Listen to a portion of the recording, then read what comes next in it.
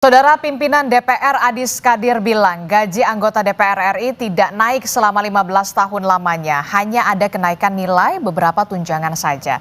Tapi yang menjadi sorotan publik kemudian tunjangan rumah anggota DPR mencapai 50 juta rupiah per bulan. Dengan total take home pay atau gaji keseluruhan yang diterima anggota DPR per bulannya ini mencapai 100 juta rupiah.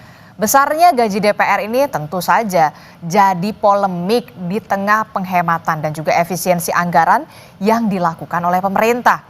Sudah tepatkah kebijakan kenaikan tunjangan anggota DPR ini? Pagi ini kita akan bahas dengan sejumlah narasumber. Di antaranya sudah hadir ke studio, ada peneliti dari Forum Masyarakat Peduli Parlemen atau dari Formapi. Sudah ada Bung Lusius Karus. Selamat pagi Bung Lusius. Adistia. Ya, kemudian juga ada pakar kebijakan publik, Bung Agus Pambagio. Selamat pagi.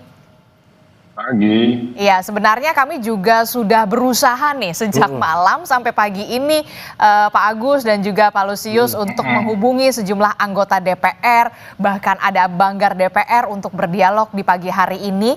Wakil-wakil rakyat kita di Senayan membahas soal bagaimana kenaikan tunjangan mereka, tapi tampaknya belum bersedia begitu ya.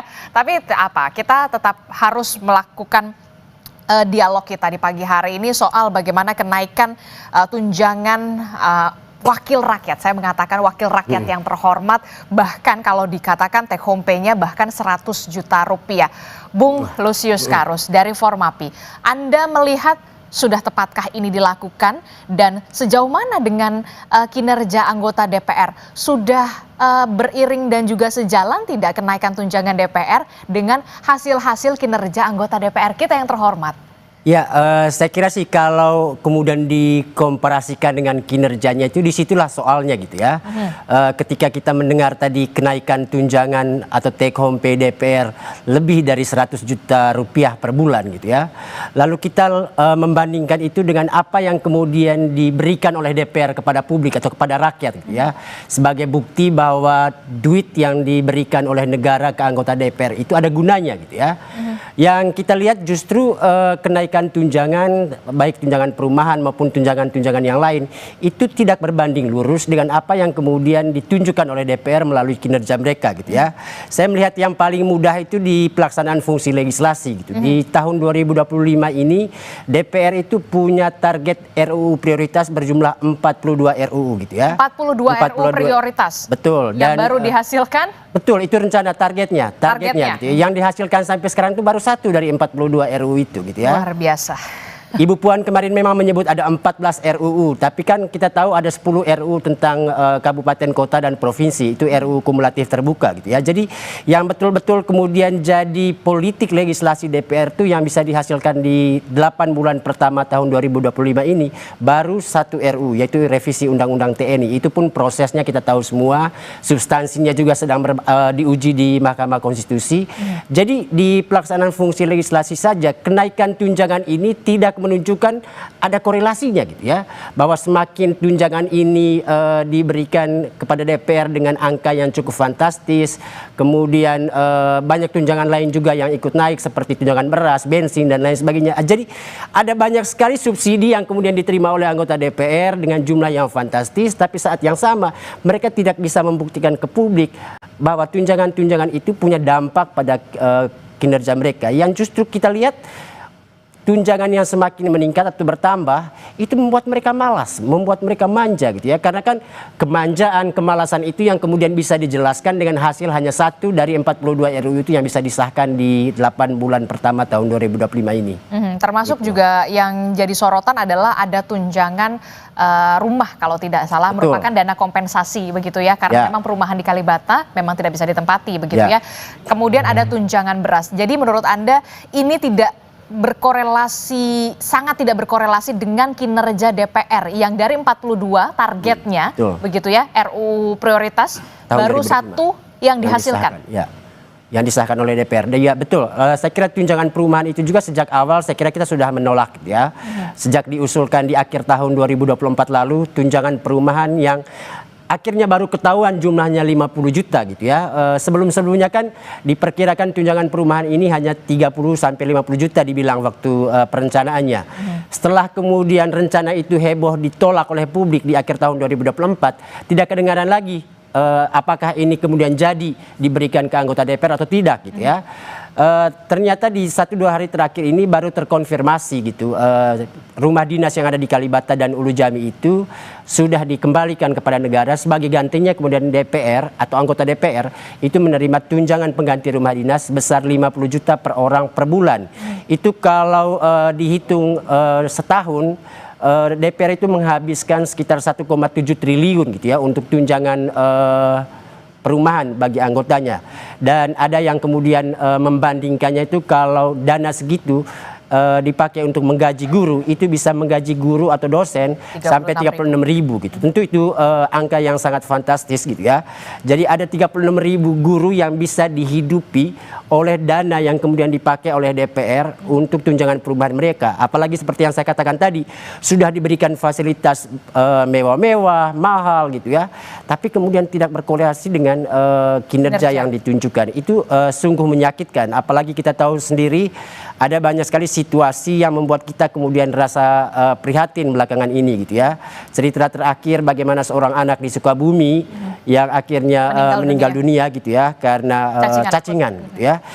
Itu sesuatu yang sangat ironis. Itu. Kita bicara soal dana yang diterima oleh anggota DPR, dana sia-sia jadinya gitu ya. Karena kemudian tidak ada dampaknya gitu ya, untuk apa yang kemudian bisa ditunjukkan DPR kepada publik. Gitu.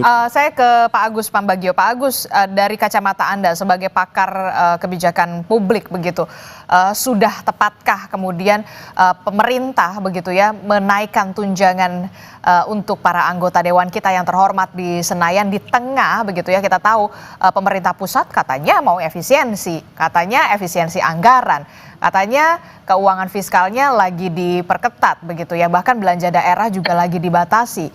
Kok sedikit kontradiktif ya? Ini bukan kontradiktif, ini sih gila ini. Ini kebijakan gila menurut saya. Karena begini loh, masyarakat itu sedang ditekan di daerah-daerah, saya baru kembali dari daerah-daerah yang meskipun bukan anggota DPR. Itu mereka kesulitan karena dana imbangan, dana dari pemerintah pusat itu tidak ada lagi. Banyak bekas bencana tidak bisa diapa-apakan yang di Kabupaten Luwu dan sebagainya. Itu kan banjir, terus batu-batu, sekarang kalau hujan sedikit banjir tidak bisa dan dana APBD itu 50% habis buat gaji. Karena ada beban CPNS, beban P3K dan sebagainya. Jadi menurut saya anggota DPR itu bukan untuk jadi anggota DPR itu tidak bisa orang miskin kan. Jadi ngapain dikasih? Ini sama saja ngasih bansos ke anggota DPR kan begitu. Ya beli bensin, kalau dia bisa beli mobil harganya 2-3 miliar, kenapa harus dikasih subsidi bensin? Mereka dana-dana ke daerah, dana-dana sudah banyak sekali. Tadi 100 juta itu hanya baru sebagian kan. Ya. Kan banyak sekali dana yang dia bisa pakai dan mereka bukan orang miskin. Sekali lagi, kalau begini saya khawatir ini teman-teman buruh, teman-teman nakes, teman-teman guru yang kemarin katanya dihina oleh Menteri Keuangan itu bisa menagih jatah saya mana karena mereka miskin. Mereka kan tidak sekaya anggota DPR. Untuk jadi anggota DPR harus kaya. Perkara duitnya dia ngutang dari mana itu urusan pribadi kan. Nah ini yang menjadi persoalan. Kebijakan ini sangat tidak populer dan menyesatkan masyarakat karena semua disuruh berhemat, tetapi ini yang justru harus memikirkan kita hidupnya nyaman. Sudah nyaman kok. Loh, rumah itu kan 50 juta itu mungkin di Senayan situ kali ya, apartemen gitu ya. Kan mahal sekali. Dia bisa, dan sebagian besar kalau di Jakarta pasti sudah punya rumah, daerah juga sudah pasti punya, kan orang-orang politik ini sudah kemana-mana juga. Jadi menurut saya ini sebaiknya tidak dilanjutkan karena masyarakat pasti akan marah dan ini nggak ada rasa empati dari pemerintah yang katanya mau berhemat. Oke, jadi Anda menyebutnya ini salah satu bentuk nirempati. Iya, ini insane menurut saya. Ini sakit jiwa. Ini ngapain sebenarnya? Orang katanya uang tidak ada. Kita masih harus hutang, masih defisit. Pertumbuhan di bawah 5. Kalau pertumbuhan di bawah 5 itu nggak usah ada Menteri Keuangan bisa jalan itu. Ini kata almarhum kawan saya Faisal Basri, kalau pertumbuhan harus di atas 5, 7, 8 baru boleh ada Menteri Keuangan. Kalau begini kan bagaimana? Kita nggak tahu lagi harus seperti apa. Masyarakat di bawah juga sudah sangat menderita loh. Apalagi yang dampak dari bansos-bansos kemarin itu kan mereka menjadi cengeng, menjadi malas. Nah ini sekarang kasih bansos adalah anggota DPR. Memang gaji tidak naik, cukup lah. Tetapi masa ada biaya-biaya lain yang sebetulnya tidak usah naik pun mereka bukan orang miskin sekali lagi. Tapi katanya gajinya memang sudah tidak naik dari belasan tahun begitu. Inilah kemudian makanya tunjangannya dinaikin. Kalau menurut Pak Agus Pambagio, bagaimana dengan pernyataan ini? Iya, untuk jadi anggota DPR kan bukan untuk mencari lapangan pekerjaan kan. Kan mereka sudah tahu gajinya sekian. Masa berharap naik gaji kayak kita kerja di perusahaan saja. Jadi menurut saya gaji berapapun anggota DPR harus terima karena itu dia wakil rakyat yang harus membimbing, mensejahterakan kita, mengatur dengan baik. Sekarang baru tadi berapa? 1 ya dari 40 sekian. Itu kan kalau kita ujian nilainya Z itu bukan lagi F itu. Ya kan? Nah, tinggal sisa waktu tinggal berapa bulan? 4 bulan. Apa bisa menyelesaikan 40 sekian rancangan undang-undang? Jadi menurut saya lupakanlah. Kalau memang dipaksakan tambahan tunjangan itu rasanya pemerintah agak kurang sehat berpikirnya. Oke, tapi kemudian yang juga jadi pertanyaan saya kan setiap reses kan informasinya kan memang para anggota dewan yang terhormat ini kembali lagi ke dapil mereka, menemui konstituen mereka. Kan tidak gratis juga. Itu kan tidak gratis juga, harus ada. Apakah ini sepadan begitu? Dengan kenaikan tunjangan ini? Kalau ke daerah pasti ada lah, entah dari BUMN, entah dari apa, itu ada itu pemahaman saya ya, pengalaman saya. Jadi juga tidak 100% gitu cukup. Kalau mau bilang cukup ya tentu karena sudah dibiasakan masyarakat di daerah waktu kampanye itu dengan uang, dengan segala macam, tentu harus dikasih uang. Ini kan yang dipersoalan. Biaya politik kita sangat mahal. Gitu ya. Jadi ketika selesai sudah masyarakat berharap ya yang dulu gua pilih kasih gua duit dong sekarang, jangan cuma waktu itu. Nah itu yang jadi mahal biaya politik ke daerah buat anggota DPR. Bagaimana Bung Lusius? DPR ini kan kalau lagi reses memang seharusnya kembali lagi ke dapil mereka, menemui konstituen mereka begitu. Ini mungkin menjadi salah satu pertimbangan kenapa kemudian tunjangan dinaikkan begitu ya, untuk bisa menemui konstituen mereka walaupun memang kita tahu sudah ada dana aspirasi. Iya, sebenarnya nggak ada urusan gitu ya pulang reses lalu mereka menaikkan tunjangan untuk rumah gitu ya, karena kita tahu sendiri reses itu punya banyak lagi tunjangan turunannya gitu ya. Ada tunjangan dana resesnya, ada juga dana aspirasinya. Menurut Krisdayanti dulu jumlahnya sangat fantastis sampai 400 juta lebih untuk 5 kali reses dalam setahun gitu ya. Itu angka yang sangat luar biasa, apalagi kita tahu tidak semua anggota DPR juga menggunakan masa reses itu untuk kembali ke dapilnya. Banyak yang menggunakan masa reses justru untuk berlibur ke luar negeri gitu ya. Jadi laporan dana reses atau efektivitas reses ini pun masih jadi soal gitu ya, karena kita sendiri nggak pernah bisa mengakses laporan reses anggota DPR itu apa saja yang mereka lakukan, siapa saja yang mereka temui, lalu aspirasi apa yang kemudian mereka ambil dari daerah pemilihannya gitu ya. Dan paling penting saya kira nggak ada urusannya masa reses itu dengan urusan penambahan tunjangan gitu ya, apalagi tunjangan perumahan maupun tunjangan bensin gitu ya.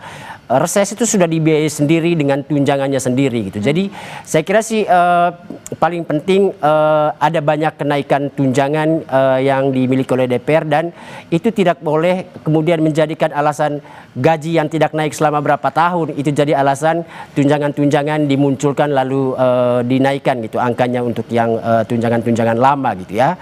Gaji yang tidak naik itu kan memang karena ada peraturan pemerintahnya gitu ya. Ada undang-undangnya juga gitu, dan itu berlaku untuk semua pejabat negara gitu. Dan harusnya sih selama ini memang kita tidak terlalu banyak mempersoalkan soal gaji pokok anggota DPR gitu ya, karena kan ininya istilahnya gaji pokok. DPR selalu menolak istilah tunjangan dengan kata gaji gitu, padahal semuanya kan artinya dana pendapatan yang diterima oleh anggota DPR yang masuk ke rekening mereka gitu ya. Take home pay. Betul. Jadi soal istilah itu jadi tidak penting sebenarnya, tapi kita tahu betul ada uang masuk begitu banyak dalam rekening anggota DPR, bahkan mereka sendiri juga bingung untuk kemudian mengklasifikasi dana-dana yang masuk itu. Yang jadi soal kita itu ya tunjangan-tunjangan yang naik itu menjadi tidak relevan atau tidak urgent gitu ya. Ketika ada banyak persoalan lain yang harusnya didahulukan oleh DPR gitu loh, seperti yang dibilang tadi oleh Pak Agus gitu ya.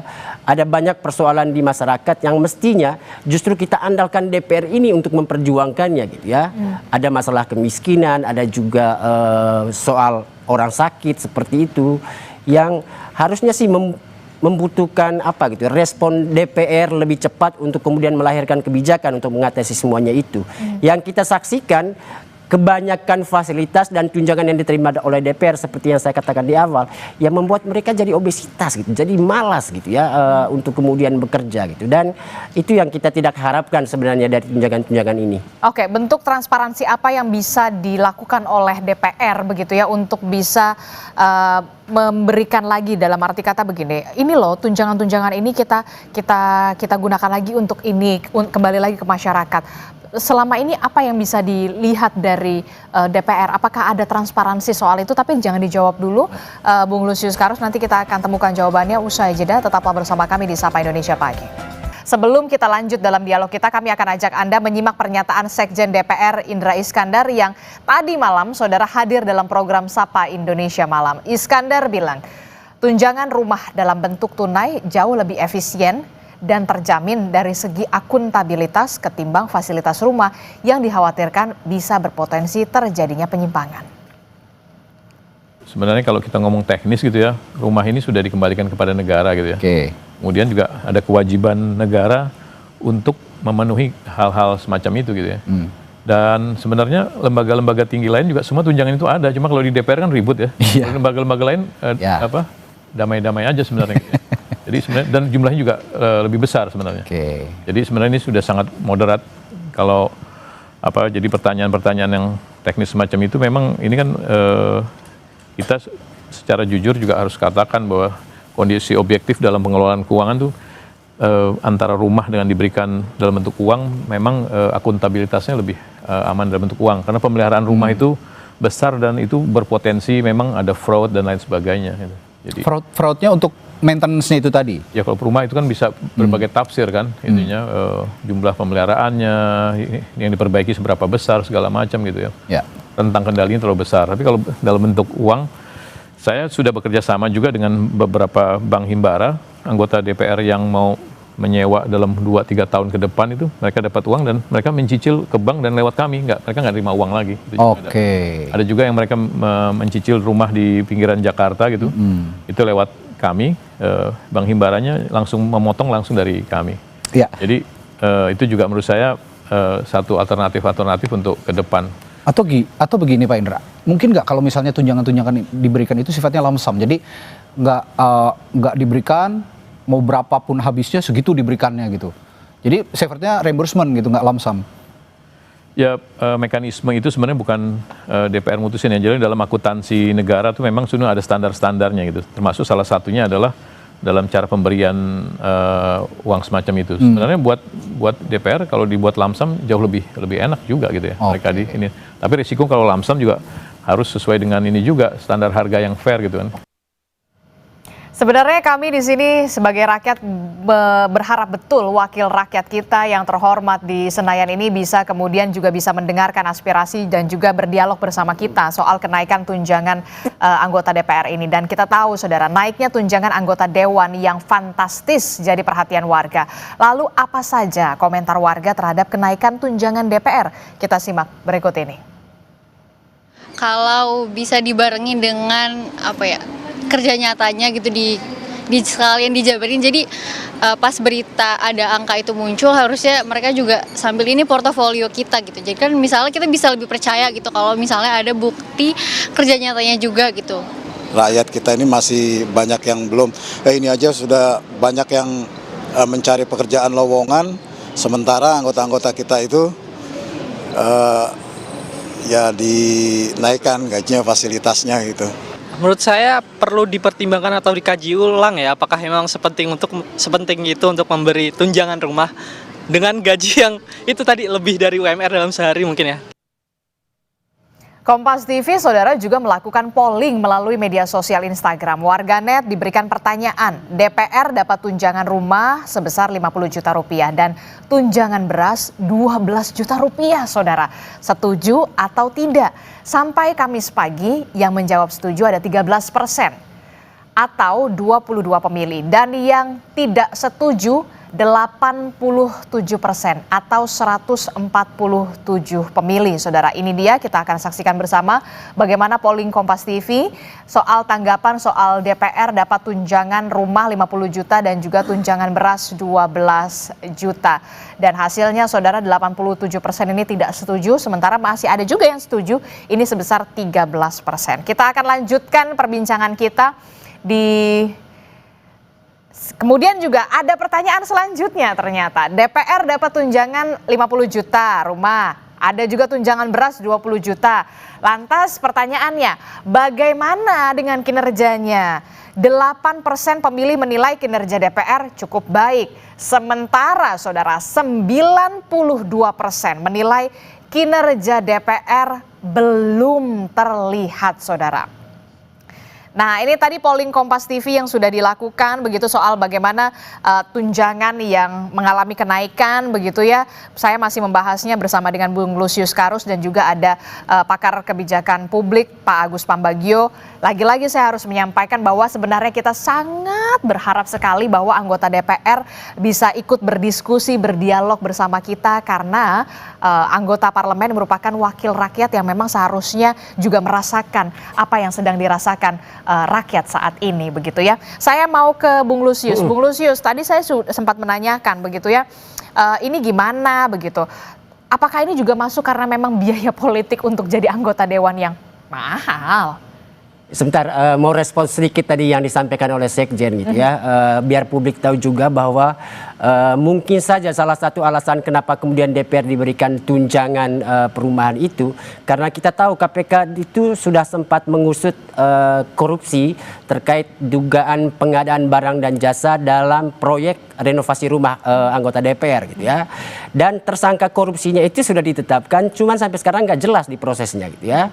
Mungkin orang yang juga sedang ngomong itu tadi salah satunya tersangkanya gitu ya. Jadi saya kira sih penting juga untuk menjelaskan itu mestinya oleh Pak Sekjen ini bagaimana kabar tersangka korupsi terkait dengan pengadaan barang dan jasa di proyek renovasi rumah dinas anggota DPR, karena jangan-jangan kasus korupsi itu yang kemudian membuat DPR sendiri merasa daripada ini nanti diselewengkan lagi kalau ada renovasi berikutnya, mendingan kita kasih tunjangan pengganti fasilitas rumah dinas saja gitu ya.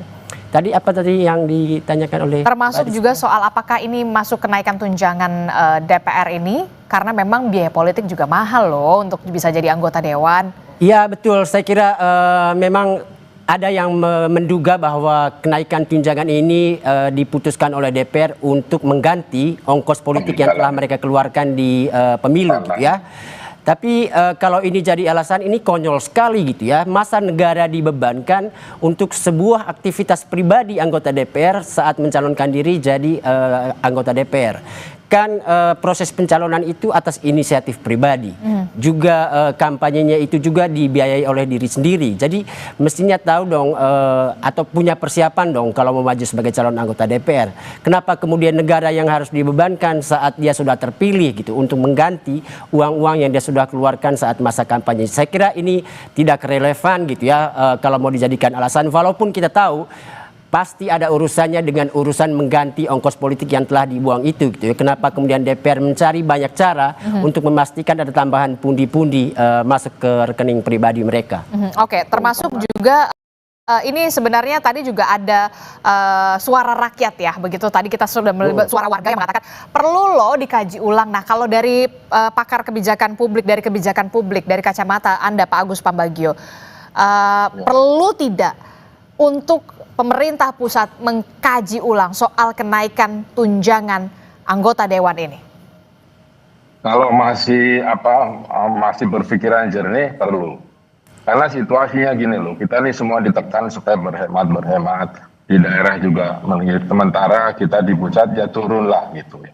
Nggak usah lah itu dulu. Ini secara psikologis kan mengganggu masyarakat. Kita sudah susah, tapi mereka yang memikirkan kita tidak bekerja dengan baik. Artinya gini, coba DPR panggil seluruh yang komisi-komisinya kepada juga pemerintah, partner-partnernya, pikirkan bagaimana mengatasi krisis ini, bagaimana ekonomi kita bisa bangkit sehingga masyarakat bisa dapat lagi dana-dana anggaran dari pusat dan sebagainya, lalu guru juga bisa naik gajinya dan seterusnya, baru nanti pikir belakangan gitu loh. Jangan yang mikir dikasih dulu sementara yang hidup itu dibiarkan.